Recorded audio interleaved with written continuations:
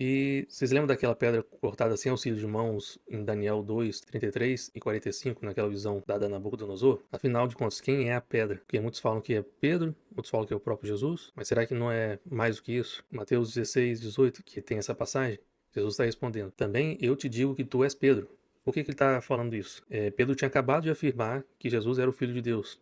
E Jesus também tinha acabado de falar que não foi carne ou sangue que revelou essas coisas, não foi nenhum líder espiritual, não foi nenhum mestre, não foi nenhum rabino, mas foi o próprio Deus. E Jesus faz essa afirmação: e sobre esta pedra edificaria a minha igreja, e as portas do inferno não prevalecerão contra ela. A pedra, que também é o reino que, nessa visão dada a Nabucodonosor, nós somos a pedra. Assim como Jesus é a pedra angular, nós como pedras que vivem, nós somos ajustados de acordo com a pedra angular. Então, somos essa pedra, não é Pedro exclusivamente, também não é o próprio Cristo exclusivamente, mas somos nós, incluindo Pedro, e o Cristo, sendo ele a pedra angular em que vai nos lavrar, né? Vai nos edificar, vai nos lapidar, vai nos trabalhar. E aqui em 1 Pedro 2, 4 a 5, novamente: chegando-vos para ele a pedra que vive, rejeitada sim pelos homens, mas para Deus eleita e preciosa. Também vós mesmos, como pedras que vivem, sois edificados casa espiritual. Jesus sendo a pedra principal, eleita por Deus, e nós, de forma semelhante, pedras que vivem. Isso aqui enfatizando que Jesus é a pedra que vive e nós, semelhantes a ele, somos também como pedras. E em Isaías 8, 13 a 15, diz assim: ao Senhor dos exércitos, a ele santificai. Seja ele o vosso temor,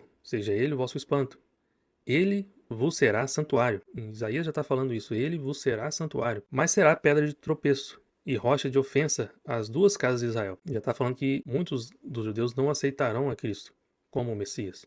Será como um escândalo, como um espanto para eles. Laço de armadilha aos moradores de Jerusalém. Muito dentre eles tropeçarão e cairão. Serão quebrantados, enlaçados e presos. Inclusive, a gente vê que, infelizmente, na destruição do segundo templo, isso aqui também acontece, né? Em Isaías 28:16, diz assim: portanto, assim diz o Senhor Deus: eis que eu assentarei em Sião uma pedra, a pedra já provada, pedra preciosa, angular, solidamente assentada. Aquele que crer não foge. Novamente, essa pedra da visão de Nabucodonosor, em que Daniel interpreta essa visão, é essa pedra, essa mesma pedra, que será assentada em Sião e será angular, ou seja, é a referência para as outras pedras, né? E quem crer não foge. Infelizmente, muitos judeus não creram que Cristo é o Messias, e a gente vai ver que também hoje isso acontece no meio cristão, sem que as pessoas percebam que isso está acontecendo. Em Salmos 118, 22 e 23, ali Davi falando sobre essa mesma pedra, né?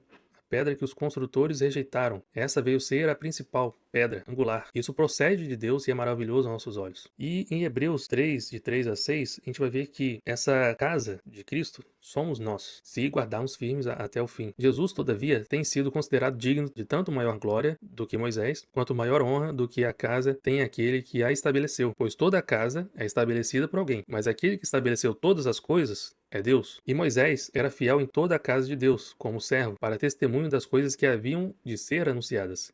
Cristo, porém, como filho, em sua casa, a qual casa somos nós, se guardarmos firme até o fim a ousadia e a exultação da esperança.